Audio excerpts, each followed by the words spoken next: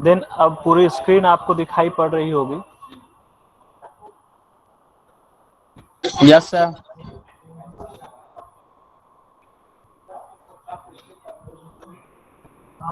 तो इसमें आप जैसे मेरा कैमरा ऑन है तो जब भी मैं किसी का नाम लूंगा तो वो भी आप अपना कैमरा ऑन करेंगे और फिर उसके बाद हम लोग एक एक करके उसी तरीके से डिस्कस करेंगे। तो ये हमारा एमसीक्यू क्वेश्चन है कुछ। तो आप जानते हैं कि एमसीक्यू क्वेश्चन हमारे लिए इम्पोर्टेंट है अभी, क्योंकि पीरियोडिक टेस्ट 1 का एग्जाम होने वाला है, इसलिए भी जरूरी हो जाता है ये। तो चलिए शुरू करते हैं।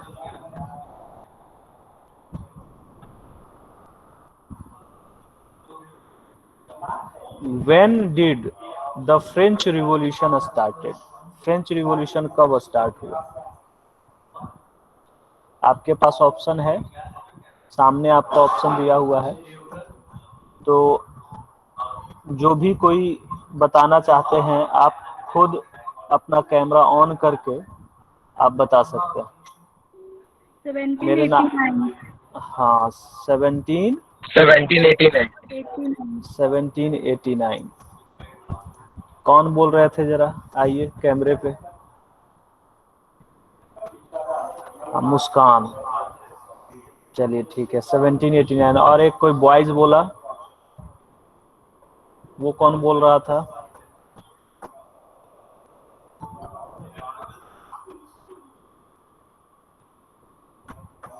चलिए दूसरे क्वेश्चन के लिए हम लोग आगे बढ़ते हैं। तो पहला क्वेश्चन का आंसर आ गया, when did the French revolution start. ये जो एमसीक्यू क्वेश्चन दिख रहा है, ये क्वेश्चन आपको आपके गूगल क्लासरूम पे भी दिखेगा अभी क्लास खत्म होने के बाद, और इसका आंसर भी आपको साथ में दिखेगा। तो आप लोग निश्चिंत रहेंगे, आपको हड़बड़ाना नहीं है कि ये क्वेश्चन नहीं आ रहा है तो इसका आंसर क्या होगा, क्योंकि बाद में ये आपको क्वेश्चन मिल जाएगा। दूसरा क्वेश्चन है, what was the political situation in France at the time. France में क्या पॉलिटिकल सिचुएशन था जिस समय फ्रेंच रिवॉल्यूशन हुआ? बताएंगे? कोई भी बता सकते हैं। Absolute monarchy. बहुत बढ़िया। एब्सोल्यूट मोनार्की का मतलब क्या होता है? पूरे तरीके से वहाँ पे मोनार्की सिस्टम था। हाँ, एब्सोल्यूट का मतलब होता है यहाँ पे, ऐसे एब्सोल्यूट वैल्यू आप निकालते हैं मैथ्स में, तो वहाँ पे एब्सोल्यूट का मतलब होता है एक निश्चित। यहाँ एब्सोल्यूट का मतलब थोड़ा डिफरेंट है। यहाँ एब्सोल्यूट का मतलब होता है निरंकुश, यानी सिर्फ और सिर्फ मोनार्की में जो राजा होता है सिर्फ उसी की चलती है और वो किसी की बातों को सुनता नहीं। तो इसका आंसर हो जाएगा एब्सोल्यूट मोनार्की। तो हम हर एक आंसर को यहाँ पे बोल्ड करते चले जाते हैं, जिससे कि बाद में आपको जब आपके साथ ये शेयर किया जाएगा तो आपको भी आसानी होगी समझने में, आंसर को जानने में। Absolute monarchy. चलिए अगला थर्ड नंबर क्वेश्चन आ रहा है कि what emphasised the notion of a united community enjoying equal right under a constitution. मतलब एक कॉन्स्टिट्यूशन ए और भी कोई है? What emphasizes the notion of a united community enjoying equal right under a constitution? Constitution के तहत इक्वल राइट दिया जाता है। ये नीचे 4 पॉइंट दिए हुए हैं। इस 4 पॉइंट में कौन सा पॉइंट आपको लगता है कि इस थ्योरी के अनुकूल है? ला पार्टी और ले सिटवाइन का जो कॉन्सेप्ट था ये वो, या फ्रेंच पीपल इज कॉमन वो, या फ्रेंच फ्लैग, या आइडिया ऑफ वन नेशन। इसमें ए और डी की संभावना बन रही है। तो ए में जो लोग, अच्छा ए में है आप लोग। डी वाले भी कुछ लोग हैं जो डी को समझ रहे हैं कि डी भी हो सकता है आंसर इसका। अगर आपको लगता है ऐसा कि इसका डी भी आंसर हो सकता है तो कोई ऐसा है जो बताइए। डी के पक्ष में कोई नहीं। यानी सभी ए के पक्ष में। चलिए अच्छी बात, सभी ए के पक्ष में। तो क्वेश्चन नंबर 3 का आंसर हो गया ए। क्वेश्चन नंबर 4 पे आ जाइए आप लोग। How many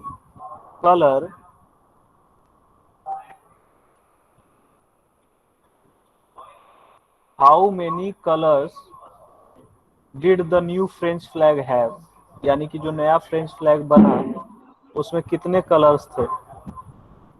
2, 3, 4, 3 colour. 3, यानी कि इसका आंसर क्या होगा? B, tricolour. Tricolour. सभी लोग सहमत हैं? कोई और है ऐसा जिसको लगता है कि ये दूसरा भी आंसर हो सकता है इसका? जब भी किसी को नो सर। असहमति हो तो तुरंत बताइए। हाँ चलिए ठीक, सभी सहमत है तो हम लोग आगे बढ़ते हैं। इसका सही आंसर है ट्राई कलर।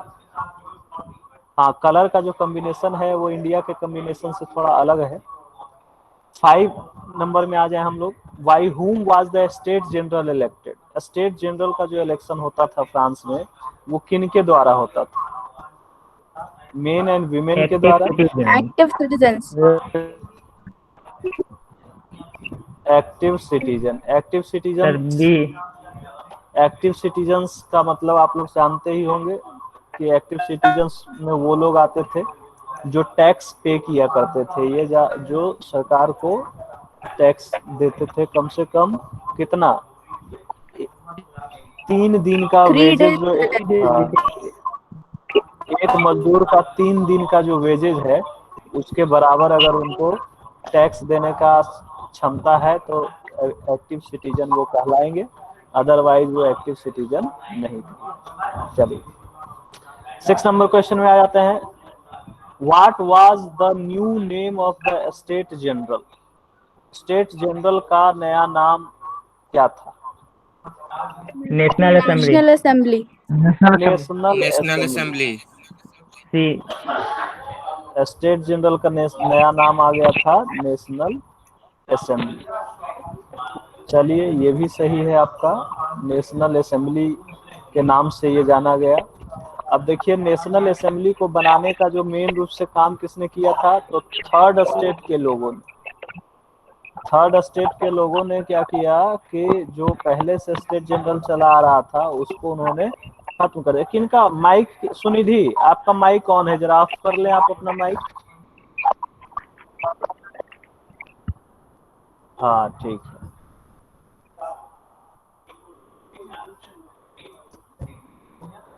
नेक्स्ट क्वेश्चन है आपका कि what action where taken in the name of the nation?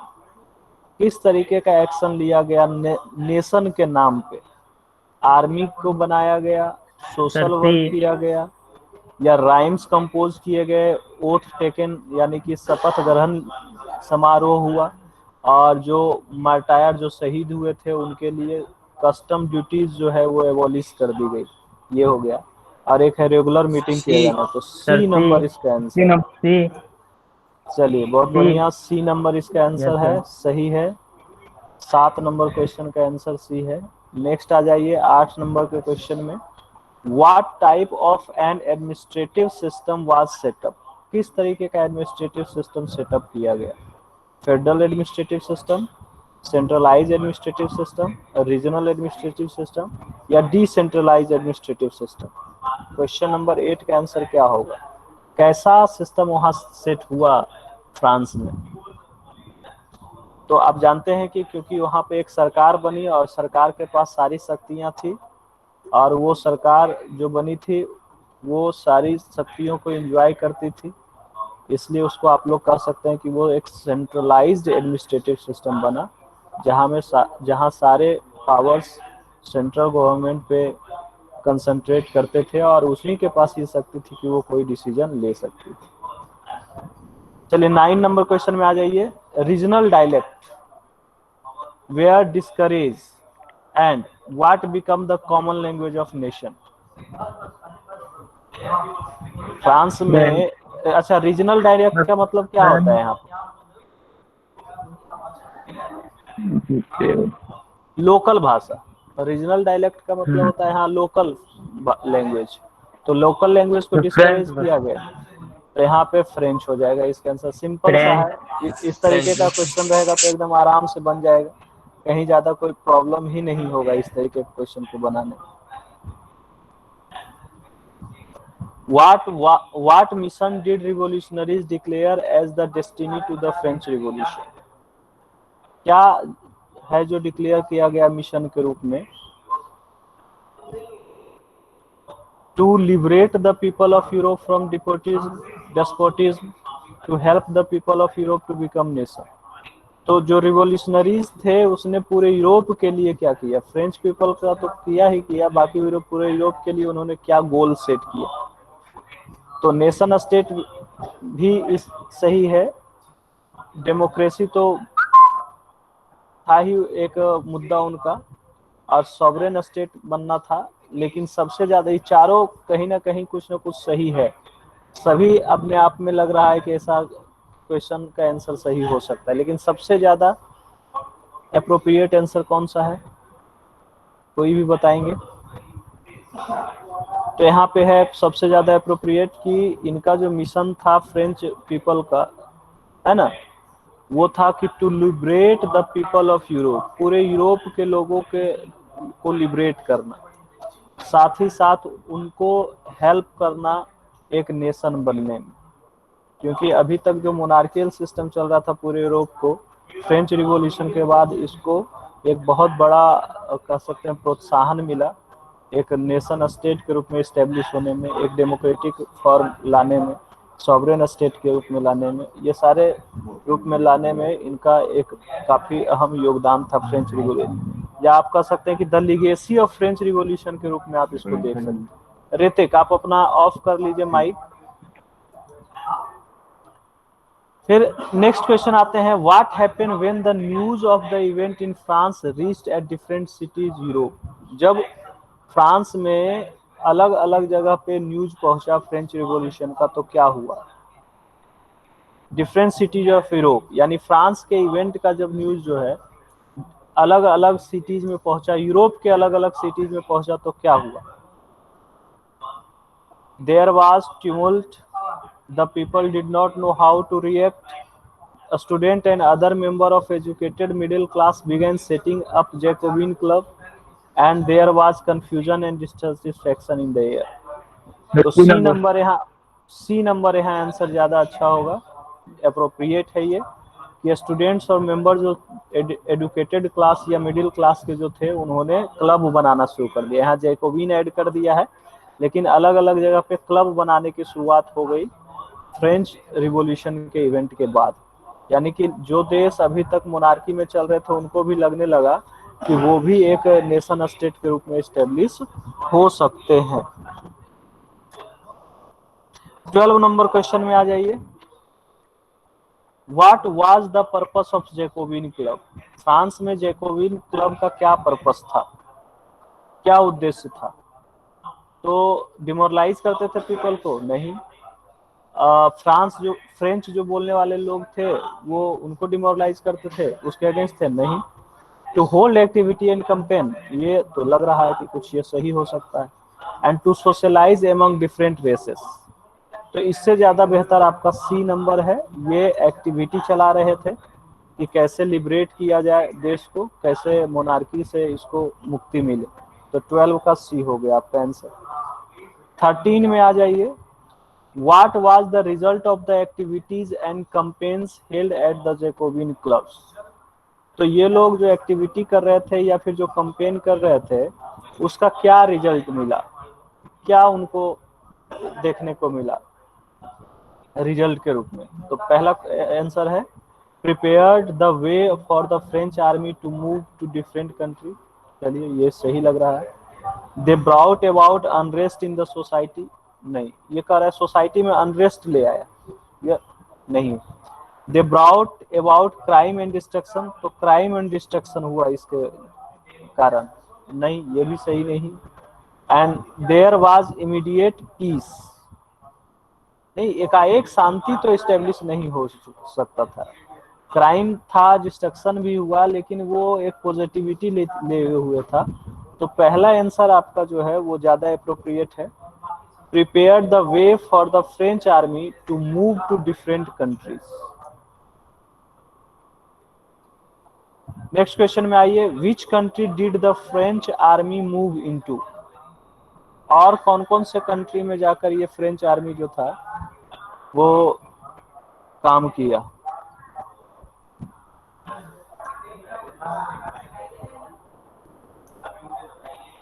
Sunil लगता है कि काफी दिनों के बाद वो पहली बार ऐड हो रहे हैं। बाकी जो लोग अपना अभी तक नहीं लिखे हैं रोल नंबर क्लास सेक्शन, वो सभी लोग अपना रोल नंबर क्लास सेक्शन लिख लें चैट बॉक्स में। मुस्कान, आदित्य, अंकित, कोमल सिंह, आदित्य कुमार, सिंधु कुमारी, नहीं खुशबू कुमारी, राजा कुमार नट, गुड़िया कुमारी, भावना भारती, मेधा, ये रोल नंबर 8 कौन है, दीपक कुमार, नीतीश शर्मा, आदित्य कुमार, ऋतिक कुमार, विनीत राज परमार, विश्वजीत सिंह, हनी कुमार सिंह और नीतीश शर्मा। ये दोबारा आ गए डिफरेंट लैंग्वेज के साथ है। पहला लैंग्वेज पसंद नहीं आया था नीतीश को, ये दूसरा लैंग्वेज उसको पसंद आया। चलिए बढ़िया है, कुछ सीखते रहना है। 14, तो विच कंट्रीज हो गया इसका आंसर। तो ये ए नंबर इसका आंसर है कि हॉलैंड, बेल्जियम, स्विट्जरलैंड, इटली, ये सब कंट्रीज जो थे उस तरफ इसने अपना मूवमेंट बढ़ाया और वैसे जगह को एक नेशन स्टेट के रूप में स्टेब्लिश किया। 15 नंबर क्वेश्चन में आ जाए, what ideas did the French army carry abroad through the revolutionary war. तो फ्रेंच आर्मी जो है वो किस तरीके का आइडिया जो है वो कैरी किया। चलिए बताइए, ये आसान क्वेश्चन है, इसमें हमको पहले बताने की जरूरत नहीं है, आप बता सकते हैं। Nationalism. बहुत बढ़िया, नेशनलिज्म। नेशनलिज्म इसका आंसर होगा कि नेशनलिज्म के आइडियाज को, नेशनलिज्म के थॉट्स को इसने पूरे यूरोप में फैलाया। यूरोप ही नहीं बल्कि पूरे वर्ल्ड में नेशनलिज्म का आइडिया फैलाया। नेक्स्ट क्वेश्चन है, what did Napoleon do in the territory that was under his control. Napoleon ने क्या किया वैसे टेरिटरी के साथ जो उसके अंडर थे, जो उसके कंट्रोल में आ गए, जिसको उसने लिबरेट किया, जहां उसने डेमोक्रेसी स्टेब्लिश करने का काम किया। तो कई सारे रिफॉर्म किए, ठीक है। वार स्ट्रेटजी बनाया, ये सही नहीं। पीस के लिए काम किया, पीस के लिए काम किया ये कह सकते हैं, लेकिन उतना अप्रोप्रिएट नहीं। वर्क टुवर्ड डेमोक्रेटिक आइडियाज, ये भी सही। तो सबसे अप्रोप्रिएट क्या होना चाहिए, डी भी हो सकता है, ए भी हो सकता है। तो ए ज्यादा, हाँ ए ज्यादा अच्छा है, क्योंकि आप नेपोलियनिक रिफॉर्म के बारे में आपने सुना होगा। तो क्योंकि देखिए नेपोलियन कभी भी कंप्लीट डेमोक्रेसी के लिए काम नहीं कर रहा था। जब भी आप नेपोलियन के रिफॉर्म के बारे में देखेंगे तो वो नहीं चाहता था कि कंप्लीट डेमोक्रेसी आ जाए। उसने कई सारे रिफॉर्म किए जो देश के लिए पॉजिटिव था, फ्रूटफुल था। तो यहाँ आएगा इसका आंसर ए, कि वो कई सारे रिफॉर्म इंट्रोड्यूस किया। 17 number question, what type of rule was carries out in France during Napoleon's time. Napoleon के समय में किस तरीके का रूल जो था वो फ्रांस में आया। तो आप जानते होंगे कि नेपोलियन अपने आप को क्या घोषित कर दिया था, सम्राट। कब घोषित किया है, 1804 में। तो ये मोनार्की इसका सही आंसर हो जाएगा।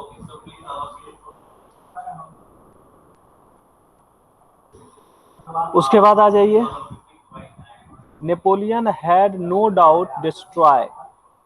नेपोलियन ने क्या डिस्ट्रॉय कर दिया फ्रांस में। तो डेमोक्रेसी को, डेमोक्रेसी को डिस्ट्रॉय कर दिया। यानी जो फ्रेंच रिवॉल्यूशन डेमोक्रेसी के लिए हुआ था, जो डेमोक्रेटिक सिस्टम से वो लोग आगे बढ़ना चाह रहे थे, डेमोक्रेसी स्टेब्लिश करना चाहते थे, जब वो फ्रांस में अपने आप को राजा घोषित कर दिया, यानी कि उसने मोनार्की स्टेब्लिश कर दी, तो डेमोक्रेसी जो था वो वहाँ पे डिस्ट्रॉय हो गया। फेडरल रूल की जहाँ की बात है, तो फेडरल रूल तभी रहेगा जब डेमोक्रेसी रहेगा। तो डेमोक्रेसी ही नहीं रहा यहाँ पे, तो अब फिर फेडरल रूल क्या रहेगा। और आगे चलते हैं हम लोग 19 नंबर क्वेश्चन में, what did Napoleon do to make the system efficient and rational in France. Napoleon ने ऐसा क्या किया जिससे कि फ्रांस में जो है एफिशिएंट सिस्टम लागू हो। What did Napoleon do to make the system efficient, system को आसान बनाना, एंड रेशनल इन फ्रांस। तो यहाँ पे आंसर होगा, in the administrative field he had incorporate revolutionary principle, brought about different reforms, work on military, work on financial condition. तो administrative system में इसने काफी सारे रिफॉर्म किए थे और उसमें कई सारे रिवोल्यूशनरी चेंजेस किए, जिसमें वेटेज का सिस्टम था, कई जगह आप कह सकते हैं कि रिफॉर्म के रूप में रेवेन्यू कलेक्ट करने का भी इसने सिस्टम बनाया, बैंकिंग सिस्टम इसने लाया, तो कई सारे ऐसे रिफॉर्म किए। What was the civil code of 1804। तो 1804 में जो सिविल कोड आया था, पॉपुलरली उसको किस नाम से जानते थे, बताइए, ये आसान है। The Napoleonic code. Napoleonic code. Napoleonic code, बहुत बहुत बढ़िया, बहुत बढ़िया, नेपोलियनिक कोड। नेक्स्ट आ जाइए, what did the civil code of 1804 bring about. यानी कि सिविल कोड जो आया था, नेपोलियनिक कोड आया, उसके तहत क्या क्या नियम लाए गए, ये बताइए। ये भी आप लोगों ने बहुत अच्छे पढ़ा था। ऑप्शन ऑप्शन बी या D? B for boy, D for boy, D for dog, कौन सा? B for boy. अच्छा, बी फॉर बॉय। हाँ चलिए, बी फॉर बॉय एकदम सही है। नेक्स्ट आ जाइए 22 नंबर में, which region was the civil code exported to. Civil code को और कौन से क्षेत्र में लागू किया गया, कौन से जगह ने, मतलब कौन से देश ने इसको अपने पास एडॉप्ट कर लिया। तो ये आप आ जाइए, इसका आंसर होगा D, Dutch Republic, Switzerland, Italy और जर्मनी ने इसको एडॉप्ट किया था। 23 में, what did Napoleon do in rural area of the this region. Rural area में इन्होंने क्या किया नेपोलियन ने, तो इसने एक सिंप्लीफाइड एडमिनिस्ट्रेटिव डिवीजन बनाया, फ्यूडल सिस्टम को एबोलिश कर दिया और पीजेंट्स को फ्रीड किया कि दास फ्रॉम दास सर्फडम, जिसको दास प्रथा करते हैं, एंड मैनोरियल ड्यू। तो इन सारे चीजों से इनको फ्री कर दिया गया था। मयंक कुमार, मयंक बाबू आप काफी देर से जुड़े हैं, खैर कोई बात नहीं, आप सेकेंड सेशन में जब 11:30 बजे पढ़ाई हो रही होगी तो उस समय आप प्रयास कीजिएगा कि जल्दी जुड़े। नेक्स्ट है, what changes did Napoleon bring about in the town. क्या चेंजेस लाया नेपोलियन के द्वारा, क्या चेंजेस लाए गए टाउन में। तो उसने क्या किया कि गिल्ड्स को रिमूव कर दिया, सॉरी गिल्ड रिस्ट्रिक्शंस वे रिमूव, गिल्ड्स पे जो रिस्ट्रिक्शन लगा दिया गया था उसको रिमूव कर दिया गया। ट्रांसपोर्ट एंड कम्युनिकेशन सिस्टम को इम्प्रूव किया गया, है ना। Peasants, artisans, worker and new businessman जो थे, अब एक नए तरीके से फ्रीडम को एंजॉय वो कर रहे थे। तो ये सभी चीज इसमें आ जाएंगे। 24 नंबर हो गया। 25 नंबर में आ जाइए, in mid 18th century Europe what was the status of Germany, Italy and Switzerland. Germany, Italy और स्विट्जरलैंड का क्या सिचुएशन था मिड 18th सेंचुरी में। तो ये कई सारे किंगडम में डिवाइडेड थे, है ना। Duchies and cantons whose rule has their autonomous territories, अलग अलग एक टेरिटरीज के रूप में ये रूल करते थे। चलिए ये आप देखिए, ये क्वेश्चन आसान है आपके लिए। When did Napoleon invaded Italy. Italy को नेपोलियन ने कब कब्जे में लिया, कब उस पर आक्रमण किया। 1797। 27 number question, which territory were included under the Habsburg empire. चलिए ये आपके चैप्टर में बहुत शुरुआत में ही दिया गया था कि हैब्सबर्ग एम्पायर जो है वो कौन कौन से टेरिटरीज उसमें आते थे। नहीं कोई, तो इसका आंसर हो जाएगा Alpine region, Tyrol Austria, Hungary और सुडेटनलैंड, और बोहेमिया, लोम्बार्डी और वेनेसिया। ये इसका आंसर हो जाएगा। 28 में when did industrialization take place in France and part of the German state. France और जर्मनी में इंडस्ट्रियलाइजेशन कब हुआ? तो पूरे वर्ल्ड में ही जो है वो 19th सेंचुरी में ही इंडस्ट्रियलाइजेशन हुआ। तो इसको आप सी नंबर देते हैं। अब आ जाइए, व्हाट इज लिबरलिज्म। चलिए, लिबरल वर्ड जो है काफी फेमस है, इसका मतलब तो आप बता सकते हैं। लिबरलिज्म का मतलब क्या होता है? ए बी सी, कौन सा आंसर होगा? ए बी सी डी बताइए,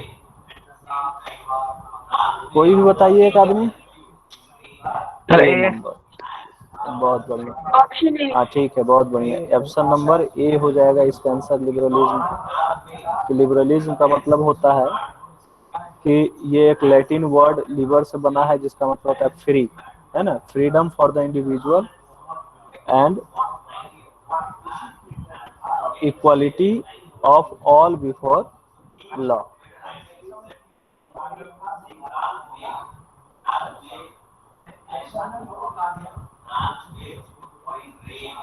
नेक्स्ट है, what is suffrage. Universal adult suffrage का आपने नाम सुना होगा। तो यदि यूनिवर्सल एडल्ट सफरेज के बारे में आप जानते हैं तो आप सफरेज का मतलब आप हमें बता सकते हैं कि सफरेज का मतलब क्या होता है, बताइए। Right to vote. Right to right vote. To, हाँ, राइट टू वोट। सफरेज का मतलब होता है राइट टू वोट।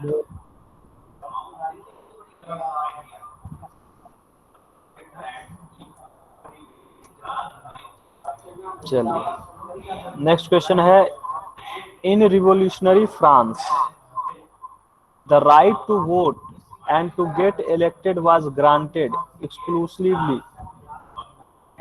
तो रिवोल्यूशनरी फ्रांस में राइट टू वोट जो है वो ग्रांटेड किया गया किनको? A B C D, 4 option है आपके पास। ये आपके लिए आसान है, जिसमें एक्टिव सिटीजन, पैसिव सिटीजन जिन्होंने पढ़ा है उसको बड़े अच्छे से इसके बारे में पता। ए नंबर। ए नंबर, ए नंबर सबसे अप्रोप्रिएट आंसर है, ए नंबर। ऐसे अपर क्लास के तो मिला ही होगा, क्योंकि अपर क्लास वाले लोग प्रॉपर्टी मैन थे। तो अपर क्लास से ज्यादा अप्रोप्रिएट है कि अपर क्लास के अलावे भी जो प्रॉपर्टी मैन थे उनको भी एक्सक्लूसिवली राइट टू वोट दिया गया था। नेक्स्ट आ जाएंगे, merchant travelling in 1833 from Habsburg empire to Nuremberg. अगर कोई व्यक्ति हैम्बर्ग से न्यूरेमबर्ग जाता था अपने सामान को बेचने के लिए, है ना, then his goods would have had to pass through. कितने तरह के कस्टम बैरियर्स उसको देने होते थे, कस्टम ड्यूटीज कितने जगह उनको देना पड़ता था अगर वो हैम्बर्ग से न्यूरेमबर्ग जाता था। ये आपके बुक में पूरा इसका डिटेलिंग दिया गया।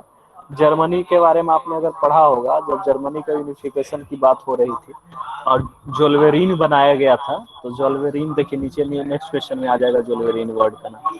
तो जोल्वेरिन जब बनाया गया था तो उससे पहले की ये स्थिति है कि इतने सारे कस्टम बैरियर्स उनको मतलब सामना करना पड़ता था। तो कितना नंबर होगा? 11, 9, 6 या 3? एनीवन? 11 custom barriers. नेक्स्ट है 33, when was the customs union और Zollverein formed at the initiative of Persia and join by most of the German state. तो जोल्वेरिन जो कस्टम यूनियन 1834। बहुत बढ़िया। अभी पिछले क्वेश्चन को आधार बना के भी अगर आप सोचते हैं तो यहाँ पे आ जाएगा कि 33 की बात इसमें हो रही थी, तो इस प्रॉब्लम को रिमूव करने के लिए 34 में जोल्वेरिन बनाया गया। चलिए, क्वेश्चन नंबर नेक्स्ट 34 में आ जाइए आप। What did the custom union और जोल्वेरिन डू। क्या काम था जोल्वेरिन का? Option B. Option B, B number. बहुत बढ़िया। Abolish tariff barriers and reduce the number of currencies from over 32 to. बहुत बढ़िया। ये जितने भी तरह के टैरिफ बैरियर्स थे उनको खत्म करने का इनका डिमांड था, ये कर रहे थे उसके लिए प्रयास। और जो 30 की संख्या में अलग अलग करेंसी चलती थी उसको 2 में रिड्यूस करने का इन्होंने काम किया। और कह सकते हैं जर्मनी की यूनिफिकेशन में जोल्वेरिन का जो है वो काफी बड़ा योगदान रहा। When was Napoleon defeated? चलिए इस ऑप्शन के अनुसार नेपोलियन को कब हराया गया? ए। कौन सा ये युद्ध? 1850 हाँ, कौन सा युद्ध हुआ था? ये बहुत ही फेमस युद्ध है उसके जीवन का अंतिम। Battle of Waterloo. Battle of Waterloo. इसमें इसको एक पकड़ के एक बहुत दूर, लगभग 100 से भी ज्यादा, 1000 मील की दूरी पर एक द्वीप था, वहां पे जाकर छोड़ दिया गया था, हवाई द्वीप उसका नाम। इससे पहले 1814 में भी ये हार गया था।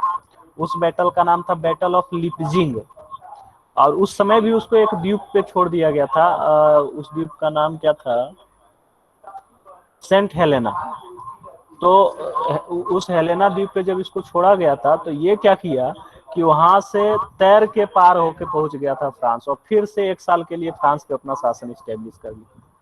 तो जो यूरोप के जितने राजा थे इससे काफी परेशान हो गए, कहे कि जब तक जिंदा रहेगा या फ्रांस में जब तक ये रहेगा पूरे यूरोप के लिए परेशानी क्रिएट करेगा, खासकर के लिए मोनार्की सिस्टम के लिए। तो इसको क्या करो कि यहाँ से हटा। तो इस लोगों ने इसको एक साथ सब मिल के पकड़ा और इसको लगभग 1000 मील दूर एक हवाई द्वीप था वहां जाके रख दिया, जहां 1821 में इसकी मृत्यु हो जाती है। इसके बारे में बहुत ही फेमस कहानी है कि 1814 में जब इसको पकड़ा गया था, वहां भेज दिया गया, तो कहा जाता है कि मगरमच्छ का सवारी करके वो पहुंच गया था फ्रांस। अब बीच रास्ते में ही उतर गया था, क्योंकि मगरमच्छ जो है वो लोगों को कैसे खाते हैं? किनारे पे ले जाकर। तो ऐसी कहानी प्रचलित है, और कितना सही कितना गलत है तो इतिहास एक ऐसा विषय वस्तु है कि जब तक कि आपको उसका खुद से आपको साक्ष्य न मिले और आप कई तरह के बुक्स को पढ़कर जब तक आप संतुष्ट न हो जाए किसी चीज को, सही मानना नहीं चाहिए। नेक्स्ट है व्हाट वाज कंजर्वेटिज्म? चलिए ये आसान सा क्वेश्चन है। कंजर्वेटिव क्या था? सी। सी। मोनार्की, चर्च, है ना, social hierarchy, property and the family, ये सब को प्रिजर्व करने की बात करता था। बहुत बढ़िया, सी इसका सही आंसर होगा। ये सब पुराने चीजों को लेकर चलना चाहता था, ओल्ड रिगाइन के साथ चलना चाहता था। 37 when did the treaty of Vienna take place and who were the participant? Treaty of Vienna याद कीजिए। इसमें एक व्यक्ति का नाम बताइए। बी, बहुत बढ़िया। आप बताइए कि कौन सा व्यक्ति था जो ट्रीटी ऑफ वियना में अपना लीडरशिप दिखा रहा था? उस व्यक्ति का नाम बताइए। Austrian chancellor Duke Metternich. हाँ, बहुत बढ़िया, बहुत बढ़िया, very good. Austrian chancellor Duke Metternich. इसीलिए 1815 से पहले का जो एज था उसको नेपोलियनिक एज कहा जाता है। 1815 के बाद का जो समय है यूरोप में उसको मेटरनिक एज कहा जाता है। तो उसके बाद काफी समय तक मेटरनिक का शासन रहा था, और मेटरनिक पूरे यूरोप को अपने हिसाब से चलाते रहा। फिर हम लोग बिस्मार्क का भी देखते हैं, पर्सिया का जो एक प्रधानमंत्री रहता है वो काफी उसका नाम आता है। नेक्स्ट है हु वाज जोसेफ मौज़नी? जोसेफ मौज़नी कौन था और उसने क्या किया? बताइए। Option D. Option D. हाँ, एक इटालियन रिवॉल्यूशनरी था, नहीं फ्रेंच का नहीं था, ए नहीं होगा, डी होगा। एक इटालियन रिवॉल्यूशनरी था जो एक अंडरग्राउंड सोसाइटी बनाया था, यंग इटली और यंग यूरोप। यंग इटली मार्सिलेज में बनाया और यंग यूरोप इन्होंने बर्न में बनाया। तो ये 2 ऑर्गेनाइजेशन है जिसको इसने फाउंड किया। हु सेड, देखिए आ गया उसका नाम। अब किसका नाम आया आप बताइएगा। Who said when France sneeze the rest of Europe catches cold? कहता जी कि जब फ्रांस छींकता है तो पूरे यूरोप को ठंड लग जाती है। तो ये बातें किसने कही थी? हाँ, मेटरनिक ने कही थी। और वही उसी समय कही थी जब वो 1815 में समझौता हो रहा था, वो वियना कांग्रेस जब हो रहा था। नेक्स्ट आ जाइए, what happened at the treaty of Constantinople of 1832। देखिए treaty of option D. Constantinople ये बहुत ही मायने रखता है। कॉन्स्टेंटिनोपल, इसका आंसर हो जाएगा ऑप्शन सी। ये ग्रीस को रिकॉग्नाइज करता है एक इंडिपेंडेंट नेशन के रूप। देखिए कॉन्स्टेंटिनोपल एक राजा का भी नाम था। European civilization and mobilize public opinion to support your struggle against the Muslim empire. देखिए इससे ज्यादा अप्रोप्रिएट है ये, आप मान लीजिए कि कॉन्स्टेंटिनोपल हमेशा मुस्लिम एम्पायर से लड़ा है, लेकिन जब लड़ेगा कौन, जब एक नेशन के रूप में वो एस्टेब्लिश रहेगा तभी ना। तो ग्रीस जो था, ग्रीक जिसको हम कहते हैं, वो एक इंडिपेंडेंट नेशन के रूप में रिकॉग्नाइज हुआ था इस ट्रीटी के तहत, है ना। 41 in which year did Louis Philippe flee and the national assembly was proclaimed as republic. ये थोड़ा आपके बुक से थोड़ा बाहर निकल गया है, लुइस फिलिप की बात कर रहा है। तो इसका आंसर हो जाएगा आपका 1848 में लुइस फिलिप भाग जाता है और नेशनल असेंबली जो है वो प्रोक्लेम कर देती है फ्रांस को एक रिपब्लिक के रूप में। तो ये हो जाएगा 1848 में। When Persia took on the leadership of the movement for national unification, who was the chief architect of the movement? चलिए ये आ जाइए, जर्मनी का यूनिफिकेशन से ये क्वेश्चन है कि पर्सिया जो है वो कब लीडरशिप लेता है और कौन इसका चीफ आर्किटेक्ट होता है। अभी मैंने मेटरनिक केस के समय बात करते हुए उसका ओटो वन बिस्मार्क। हाँ बिस्मार्क, ओटो वन बिस्मार्क, ये प्राइम मिनिस्टर था, है ना। चलिए, how many war over 7 year with Austria, Denmark and France ended in Persia victory and complete the process of unification. कितना युद्ध हुआ था इन लोगों के बीच में, हैं? 3। कितना युद्ध हुआ था? 3। आंसर सही हो जाएगा 3 हो गया answer.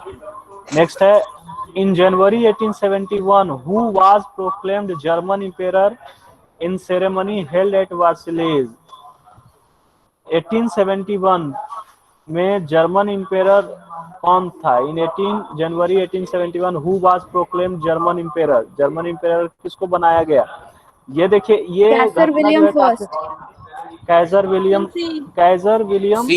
First 44 Kaiser William first. देखिए यहाँ पे ये वार्सिलेज वर्ड को आप समझिए, ये जगह का नाम है और ये जगह का नाम कहाँ से रिलेटेड है? फ्रांस से। अब सोचिए फ्रांस के महल में, यानी फ्रांस के राजा के महल में किसका घोषणा हो रहा है? जर्मनी के एम्पेरर का। अब सोच लीजिए, तो फ्रांस के राजा को कितना ह्यूमिलिएटिंग लगा होगा, और इसी का बदला बाद में लिया जाता है जर्मनी से। आप देखेंगे जब आपने जब पढ़ा होगा नाजिज्म में, तो इसका जिक्र किया गया था।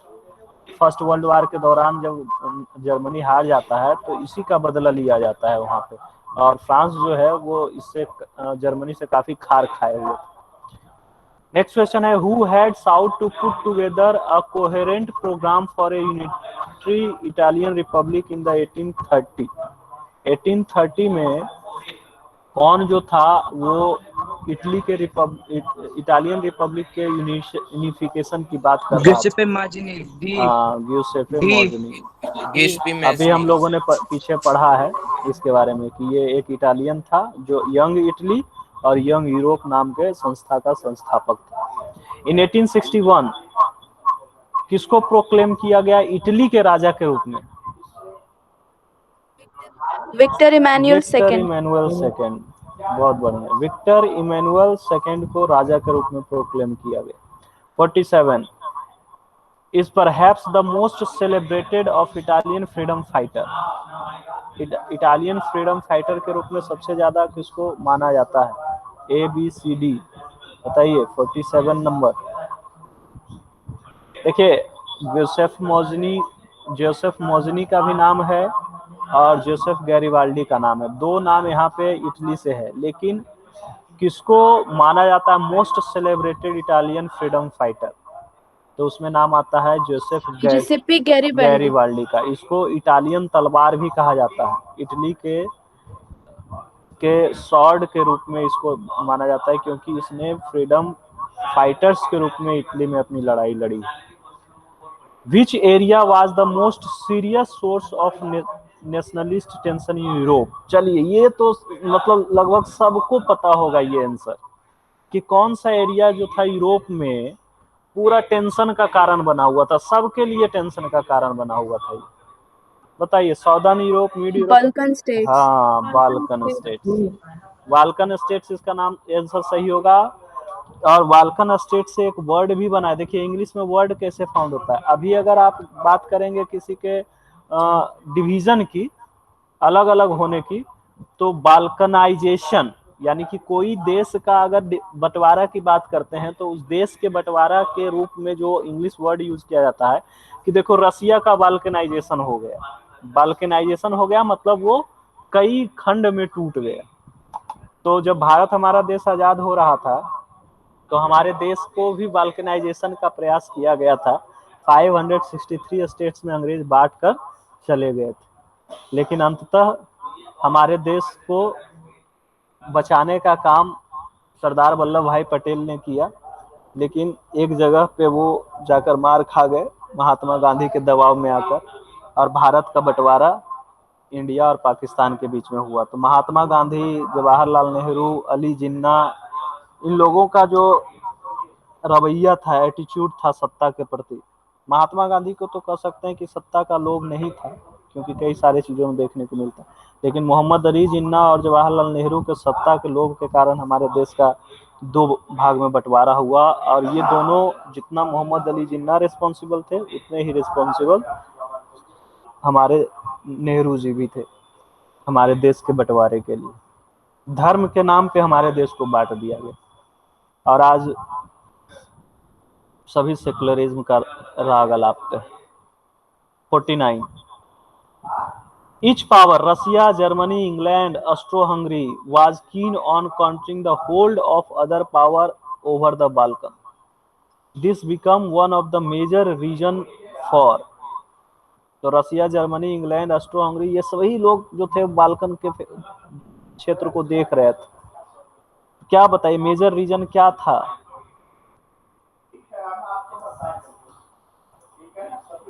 पावर को होल्ड करने के चक्कर में इन लोगों ने फर्स्ट वर्ल्ड वार कर दिया। एक दूसरे से अपना मतलब एक दूसरे देश पे अपना पावर को इस्टेब्लिश करने के लिए टेंशन क्रिएट हुआ, और ये टेंशन धीरे धीरे आगे चल के हमारे सामने फर्स्ट वर्ल्ड वार के रूप में सामने आया। तो this become one of the major reason of First World War. First World War का मेजर रीजन है। सेकेंड वर्ल्ड वार का मेजर रीजन कुछ अलग था। सेकेंड वर्ल्ड वार का अगर मेजर रीजन की बात करें तो उसमें जर्मनी के साथ जो ह्यूमिलिएटिंग वर्साई की ट्रीटी की गई थी वो एक बहुत बड़ा कारण था। उसी समय समझिए कि सेकेंड वर्ल्ड वार की बीजारोपण हो गया था। और दूसरा एक कारण था कि जो उस समय संस्था बना पूरे वर्ल्ड में शांति स्थापित करने के लिए, है ना, राष्ट्र संघ, जिस समय उसका जो नाम था लीग ऑफ नेशन। तो लीग ऑफ नेशन काफी कमजोर था, और उसमें अमेरिका जो उसको बनाने वाला जो फाउंडर मेंबर था वही उसमें उसका पार्टी मेंबर नहीं था। तो last question, when was Ireland forcibly incorporated into United kingdom? देखिए आयरलैंड, स्कॉटलैंड, वेल्स, ये सभी यूनाइटेड किंगडम के एक पार्ट थे। तो 1801 में यूनाइटेड किंगडम बना, जिसको हम लोग इंग्लैंड अगर कहें तो इंग्लैंड का मतलब यूनाइटेड किंगडम नहीं होता है। इंग्लैंड यूनाइटेड किंगडम का हेड है। जैसे यूनाइटेड स्टेट ऑफ अमेरिका है ना, तो यूनाइटेड स्टेट ऑफ अमेरिका उसी तरीके से यूनाइटेड किंगडम है। तो यूनाइटेड किंगडम का हेड जो है वो इंग्लैंड है, लेकिन इसके मेंबर और है आयरलैंड, स्कॉटलैंड, वेल्स। तो 4 कंट्री है जो यूनाइटेड किंगडम में इंक्लूड है। तो इस तरीके से हम लोगों ने एक चैप्टर का पूरा रिवीजन किया। बहुत सारे क्वेश्चन को हमने देखा, कुछ बहुत ही इंपॉर्टेंट क्वेश्चन थे, कुछ कम इंपॉर्टेंट क्वेश्चन थे। मैं आपको इसका लिंक आपके गूगल ड्राइव में डाल दूंगा, आप लोग इससे रिवाइज करते रहेंगे। साथ ही साथ इसका यहाँ आंसर भी नीचे दिया हुआ है, इस आंसर को मैं अरेंज कर दूंगा आपको अच्छे से, उसके बाद आप लोग इसको देखेंगे। तो सेकेंड क्लास में हम लोग 11:30 में ज्वाइन करेंगे इंडस्ट्रियलाइजेशन चैप्टर पढ़ने के लिए। और सभी से ये कहना है कि आप लोग ज़्यादा से ज़्यादा लोग क्लास को अटेंड कीजिए, जिससे कि